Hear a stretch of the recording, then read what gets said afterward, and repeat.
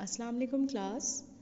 हम previous lecture में भी एंजाइम्स को बहुत डिटेल में पढ़ चुके हैं और एंजाइम के स्ट्रक्चर, प्रॉपर्टीज़ और इसकी जो भी कॉम्पोजिशन है और इसके मॉडल्स के बारे में हमने बात की है। अगेन मैं आपको रिकॉल कर रही हूँ और मैंने आप लोगों को काम देना है आज। इस वजह से मैं आप लोगों के लिए आज दोबारा से रिमाइंड करवा रही हूँ कि व्हाट वी हैव डन, हम क्या कुछ पढ़ चुके हैं। तो सबसे पहले आप देख रहे होंगे स्लाइड में कि आपको यहाँ पे एंजाइम की डेफिनेशन समझ में आ रही है कि एंजाइम्स है क्या। Simple enzymes are the proteins that are function as a biological catalyst. अब कैटलिस्ट क्या होता है, इससे पहले भी हमने बात की है। What is catalyst? Catalyst just आपके पास speed up the chemical reactions, जो केमिकल रिएक्शन की स्पीड को इन्हांस कर देता है, that is known as a enzymes. A catalyst is a substance, catalyst एक सब्सटेंस है जो कि स्पीड अप करता है केमिकल रिएक्शंस को, but is not change by the reaction. लेकिन उसकी अपनी जो भी स्ट्रक्चर है, उसका अपना जो कॉम्पोजिशन है वो चेंज नहीं होता आफ्टर द रिएक्शन। क्यों? क्योंकि एंजाइम रिएक्शन में तो खुद तो यूज़ नहीं हो रहा ना, एंजाइम तो जैसे ऐसा कैटलिस्ट यूज़ हो रहा है। ठीक है, जैसे आप सिंपल कोई भी केमिकल इक्वेशन बनाते हैं तो केमिकल इक्वेशन के ऊपर जो बीच में एरो होता है, एरो के ऊपर बहुत सारी चीज़ें लिखी हुई होती हैं। ठीक है ना, तो एरो के ऊपर जो चीज़ें मेंशन होती हैं असल में वो कैटलिस्ट होता है, जो कि एंजाइम जो कि केमिकल रिएक्शन की स्पीड को इन्हेंस कर रहा होता है। ठीक है, तो simple enzymes as a catalyst all aspects of the cell metabolism, यानी कि सेल के मेटाबॉलिज्म में मीन्स यानी जो भी आपके पास कंस्ट्रक्शन और डिस्ट्रक्शन का प्रोसेस है वो आपके पास मेटाबॉलिज्म कहलाता है। तो मेटाबॉलिज्म के आपके पास प्रोसेस में जो एंजाइम है वो एज अ कैटलिस्ट यूज़ होता है। नेक्स्ट आपके पास यहाँ पे हम सिंपल डिटेल में हम देखेंगे कि जो एंजाइम की एक्टिव साइट से बाइंड हो रही है चीज़ वो क्या कहलाती है, that is a substrate. Substrate को हम सिंपल डिज़ाइन करते हैं एज अ एस। जो आपके पास आफ्टर द रिएक्शन बन के निकलती है चीज़ एंजाइम के एक्टिव साइड में से, वो प्रोडक्ट कहलाती है। और एक्टिव साइड होता क्या, यानी एंजाइम की वो साइड जहाँ पे सबस्ट्रेट आकर बाइंड होगा वो एक्टिव साइड होगी, और बाकी जो आपके पास पोर्शन है एंजाइम का जहाँ पे जो है वो बाइंडिंग का प्रोसेस नहीं होगा सबस्ट्रेट की, that is known as a allosteric side. ठीक है, तो आपके पास यहाँ पे enzyme bind to the active side and it is activated upon by the enzyme and is converted into a product. ठीक है, यानी स्टार्टिंग कंडीशन में वो आपके पास सबस्ट्रेट रहता है, वो एज अ रिएक्टेंट रहता है। ये तो हम पहले भी केमिकल प्रोसेस में पढ़ चुके हैं कि बिफोर द रिएक्शंस रिएक्टेंट्स होते हैं और आफ्टर द रिएक्शन वो किस में कन्वर्ट हो जाते हैं, प्रोडक्ट्स में। नेक्स्ट, एंजाइम्स कैसे एक्टिव होगा? अब एंजाइम को खुद भी तो एक्टिव होना होगा ना। एक तो हमने देख लिया कि एक्टिव साइट से आके सबट्रैक्ट बाइंड हो गया, रिएक्टेंट था वो प्रोडक्ट में कन्वर्ट हो गया। अब हमें एंजाइम को एक्टिव करना है। हम एंजाइम को कैसे एक्टिव करेंगे? यहाँ पे आपके पास 3 डायग्राम दी हुई हैं। एक लिखा हुआ है एपो एंजाइम और साथ में प्लस करके लिखा है को एंजाइम्स, और at the end of the reaction वो बन जाएगा होलो एंजाइम। अब जो फर्स्ट वाला पार्ट है दैट इज एपो एंजाइम, इसमें आपके पास अभी ये एक्टिव फॉर्म नहीं है, अभी ये इनएक्टिव फॉर्म है। ठीक है, अभी आपके पास सिर्फ ये एंजाइम्स हैं। लेकिन जैसे ही इसके साथ प्रोटीन पार्ट आके लग जाएगा, जिसमें आपके पास प्रोस्थेटिक ग्रुप भी होगा, कैटाइंस भी होंगे, और आपके पास एक आपके पास एंजाइम का दूसरा जो आपके पास पार्ट होगा, वो जो तीनों प्रोटीन्स के पार्ट आके जब यहाँ पे आके अटैच हो जाएंगे होलो एंजाइम्स में, एपो एंजाइम्स में, तो ये एपो एंजाइम जो सिंपल एंजाइम है ये एक्टिव हो जाएगा। अब ये आपके पास रेडी है कि इसके साथ कोई भी सबट्रैक्ट आके बाइंड हो जाए और आपके पास जो प्रोसेस है वो आगे प्रोसीड हो जाए। ठीक है, अब इसे लिखा है कि enzymes that required a cofactor, enzyme को क्या किस चाहिए होती है, कोफैक्टर चाहिए होता है, but do not have one bound are called apo enzyme.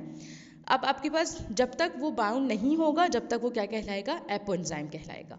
Apo enzyme जो है वो टुगेदर मिल जाता है किसके साथ, कोफैक्टर के साथ। अब ये एक्टिव हो जाएगा और ये बन जाएगा होलो एंजाइम। ये क्वेश्चन आप देख रहे होंगे, apo enzyme plus cofactor is equal to holo enzyme.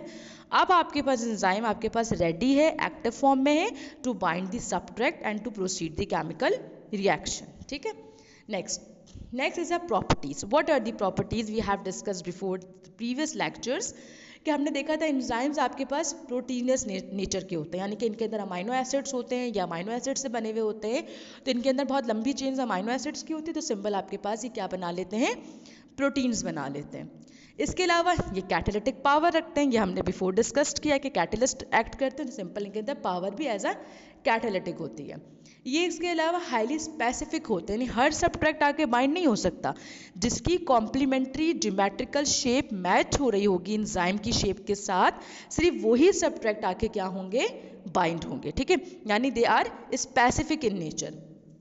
इसके अलावा ये एसिलेरेट करेंगे केमिकल रिएक्शंस को, और ये इनहिबिटर्स जो आपके पास होंगे वे अफेक्ट करेंगे एंजाइम की एक्टिविटी को। जैसे हम कहते हैं इनहिबिटर्स एक्टिवेटर्स, एक्टिवेटर्स वो होंगे जो कि एक्टिव कर देंगे एंजाइम की एक्टिविटी, और जो इनहिबिटर्स वो होंगे जो कि एंजाइम की एक्टिविटी को आके कम कर देंगे, लो कर देंगे, यानी डिक्रीज कर देंगे। ठीक है, यानी एंजाइम की एक्टिव साइट के साथ आके बाइंड हो जाएंगे, और सिंपल कोई भी सब्ट्रैक्ट आके अगर बाइंड होने की कोशिश करेगा तो वो बाइंड नहीं हो पाएगा। ठीक है, और एंजाइम की एक्टिविटी क्या हो जाएगी, डिक्रीज हो जाएगी।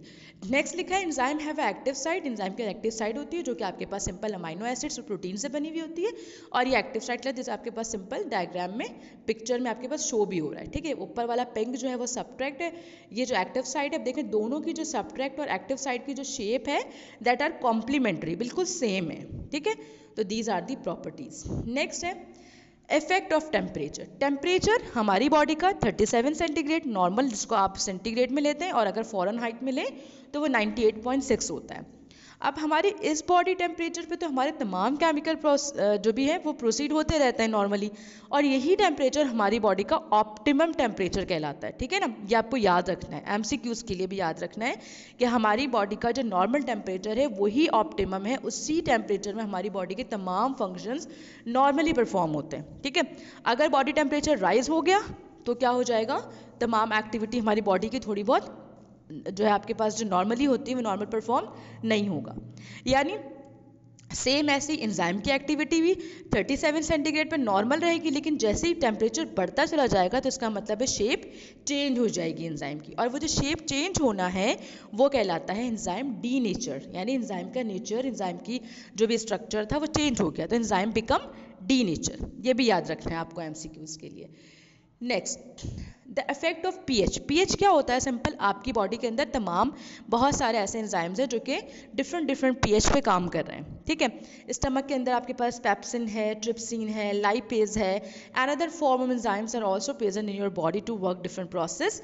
तो आपके पास ये जो पीएच है आपके पास, ये आपकी बॉडी के अंदर डिफरेंट प्रोसेस को प्रोसीड करता है। तो कुछ एसिडिक भी होते हैं, कुछ न्यूट्रल भी होते हैं, कुछ आपके पास जो है वो बेसिक भी होता है। लेकिन जो आपके पास आइडियल पीएच है आपकी बॉडी में एंजाइम की वर्कआउट करने के लिए वो न्यूट्रल पीएच है जो कि 7 होता है। ठीक है, अगर उससे ज़्यादा राइज हो जाएगा, एक्सट्रीमली बढ़ जाएगा पीएच, तो दोबारा से एंजाइम क्या हो जाएंगे, डीनेचर्ड हो जाएंगे, एंजाइम की शक्ल चेंज हो जाएगी।